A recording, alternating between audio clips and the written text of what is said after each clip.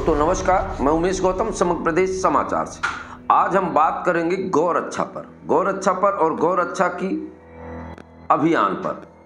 हमारे 4 मठ हैं, 4 शंकराचार्य। इनमें ज्योतिर्मठ उत्तराखंड के शंकराचार्य स्वामी मुक्तेश्वरानंद जी हैं, वो जो गौ संरक्षण के लिए रैली पे निकले हुए हैं। आज हमारी उनसे बात हुई है, पर हम उसके पहले आपको उनकी बात सुनाएं। उसके पहले हम आपको कुछ बात करना चाहते हैं गौरक्षक के बारे में।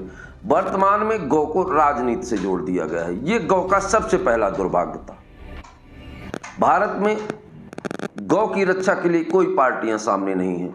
सब गौ पे लाभ लेना चाहिए। राजनीतिक पार्टियां जो सत्ता में हैं, वो पार्टियां गौ के नाम पर आम जनता को बरगलाकर वोट चाहती है, पर गौ की रक्षा का कोई जरूरत नहीं। जो गौ सेवी संगठन है, बहुत सारे ऐसे संगठन हैं, वो गौ तस्करों से ही वसूली कर रहे हैं, ऐसा है सूत्रों की माने तो हमारे कहने का तात्पर्य कि गौ की रक्षा के लिए कोई नहीं आ रहा। गौ की केवल गौ के नाम पे राजनीति की जा रही है। यहाँ तक कि एक बात आपको छोटी सी बताना चाहते हैं कि अगर किसी गौ को आप चौराहे में आपका नुकसान कर रही है, उसको हाँक दे प्यार से, तो कुछ संगठन के लोग वीडियो बना के डाल देते हैं और आप पर क्रूरता अधिनियम के आधार पर मुकदमा कायम किया जाता है। पर धन्य भारत सरकार, जो गौ को माता कहती है और गौमूत्र को पीने की बात करती है, वो सरकारें गौ को पैकेट में बेचने का लाइसेंस देती है। और दुनिया में सबसे बड़ा निर्यात भारत है, जहां जिस भारत में गौ को माता कहा जाता है। इसी को लेकर उत्तराखंड के भारत को पुरातन समय से गौ माता कहा गया और भारत में गौ की महिमा को यहां तक कि श्री कृष्ण ने गौएं चराई, गोवर्धन उठाया। वही भारत सरकार, जहां भारत सरकार में सबसे ज्यादा गौ हत्या उत्तर प्रदेश में होती है। और आपको सबको मालूम है कि उत्तर प्रदेश का मुख्यमंत्री कौन है। आप समझ सकते हैं, केवल चोंगा पहन लेने से या गौ की बात कर लेने से गौ की रक्षा नहीं होती है।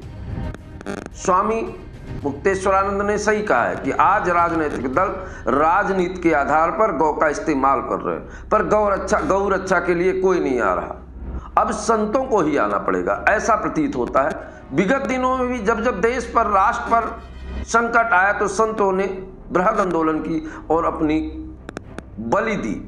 बलि मैं इसलिए कह रहा हूं कि अगर उनकी शहादत से काम बन गया होता तो शहादत कहता। गौ रक्षा के लिए संतों ने कई बार, हजारों की संख्या में संतों ने गोलियां खाई हैं। और एक बात आपको बता दें, जिसने गौ हत्या में संतों के साथ दुर्व्यवहार किया है, उसकी खानदान तक की राजनीति खत्म हो गई।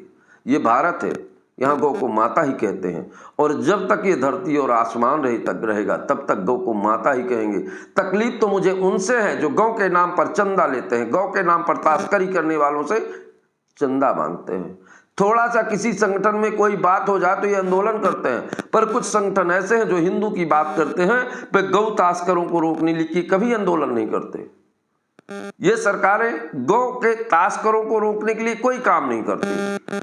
अगर ये कहा जाए कि भारत में सबसे ज्यादा गौएं कट रही हैं तो यह अतिशयोक्त नहीं होगी। और उसके बाद भी सबसे ज्यादा उत्तर प्रदेश में, जहां के मुख्यमंत्री योगी आदित्यनाथ है, जो अपने आप को खुद को बुलडोजर बाबा कहलाना पसंद करते हैं। तो आखिर वो किस बात के संत हैं जो गौओं की रक्षा सुनिश्चित नहीं कर पा रहे हैं? सबसे पहले शर्म तो उन्हीं को आनी चाहिए, क्योंकि वो संत हैं और पूरा देश योगी के नाम से उन्हें जानता है। और सबसे ज्यादा गौ कत्लखाने उत्तर प्रदेश में है। तो आखिर किस बात को लेके देश में ये धर्म और सनातन की बात करते हैं? मैं उन सनातनियों से भी बात करूंगा कि सनातन किसे कहते हैं। सनातन का मतलब होता है निरंतर चलने वाली एक प्रक्रिया। तो गौ को हमने जब से सुना, जिन शास्त्रों में देखा, जिन धर्म ग्रंथों में देखा, सब गौ को माता ही मानते आए हैं। स्वामी मुक्तेश्वरानंद अथर्ववेद के ज्ञाता हैं और आज वो गौ रक्षा के लिए घर घर दर दर भटक कर लोगों को जगाते घूम रहे हैं। आज हमारी उनसे एक छोटी सी मुलाकात हुई, देखिए पूरी खबर वीडियो में। गौ रक्षा और सनातन के लिए 2 शब्द सर। देखिए, गौ रक्षा और सनातन धर्म की जहाँ तक बात है, रक्षा की बात, ये हो गया तय कि अब कोई उनकी रक्षा करने आगे नहीं आएगा। राजनीतिक दल फेल हो गए, बार बार पूछा गया, बार बार देखा गया, 78 साल से देख रहे हैं, कोई आगे आया नहीं। इसलिए अब हर मतदाता को, हर सनातनी को अपने धर्म और अपनी गौ माता की रक्षा के लिए खड़े होने की जरूरत है। यही कहना क्षेत्र है, इसका उज्जवल इतिहास है। जहाँ भी हम जाते हैं वहाँ कोई न कोई सतना का व्यक्ति हमको दिखाई देता है। आप समझिए कि जब हम ये आंदोलन गौ माता का कर रहे थे तो हमको बहुत सारे सहयोगी अलग अलग जगह पर काम करने के लिए मिले, लेकिन सबसे मजबूत सहयोगी जो हमारे बाद इस आंदोलन को अब देख रहा है वो सतना का ही एक व्यक्ति पंडित देवेंद्र पांडे है। हम अपने ज्योतिर्मठ में एक बड़ा अस्पताल बना रहे हैं, उसका कार्य देखने वाला यहीं का डॉक्टर निशांत तिवारी है, सतना का है। तो सतना के लोग हर जगह पे हमारे साथ खड़े दिखाई दे रहे हैं और इसीलिए सतना हमारे जीवन से जुड़ गया है। यहाँ आकर के हमको अच्छा लग रहा है। ऐसे में आपने एक गौ संसद की का मुहिम छेड़ा है, किस तरीके से इसका इंफ्रास्ट्रक्चर होगा और कैसे आप क्या कोई पार्टी का नाम देंगे या अभी तक कोई ऐसा नहीं? ऐसा है कि हमको राजनीति नहीं करना है, हमको तो राजनीति का परिष्कार करना है। भारतीय संस्कृति से हमारे देश की जो राजनीति है, मुख्य धारा की राजनीति, वो विमुख हो रही है। भारतीय संस्कृति से विरुद्ध जो बातें हैं उनको वो सामने लाने लगे हैं। आप देखिए गंगा को बांध रहे हैं, हमारे पूर्वजों ने कभी गंगा को नहीं बांधा। राजा भगीरथ खुद उनको लेकर के गंगा सागर तक गए थे पायलट करते हुए, जैसे कोई पायलट चलता है किसी बड़े आगे कि रास्ता खाली कर दो, रोकना नहीं है। हमारे यहाँ रास्ता रोकने को असम्मान माना जाता है, तो गंगा बांधी जा रही है हमारी संस्कृति के अनुरूप। ऐसे में आपने एक गौ संसद की का मुहिम छेड़ा है, किस तरीके से इसका इंफ्रास्ट्रक्चर होगा और कैसे आप क्या कोई पार्टी का नाम देंगे या अभी तक कोई ऐसा नहीं? ऐसा है कि हमको राजनीति नहीं करना है, हमको तो राजनीति का परिष्कार करना है। भारतीय संस्कृति से हमारे देश की जो राजनीति है, मुख्य धारा की राजनीति, वो विमुख हो रही है। भारतीय संस्कृति से विरुद्ध जो बातें हैं उनको वो सामने लाने लगे हैं। आप देखिए गंगा को बांध रहे हैं, हमारे पूर्वजों ने कभी गंगा को नहीं बांधा। राजा भगीरथ खुद उनको लेकर के गंगा सागर तक गए थे पायलट करते हुए, जैसे कोई पायलट चलता है किसी बड़े आगे कि रास्ता खाली कर दो, रोकना नहीं है। हमारे यहाँ रास्ता रोकने को असम्मान माना जाता है, तो गंगा बांधी जा रही है हमारी संस्कृति के अनुरूप नहीं। आप देखिए समलैंगिकता को यहाँ पर अपराध ही पहले बहुत बड़ा अपराध था, 7 साल की सज़ा उसमें रखी गई थी। लोग कहते हैं अम्बेडकर का नाम लेते हैं कि अम्बेडकर का संविधान।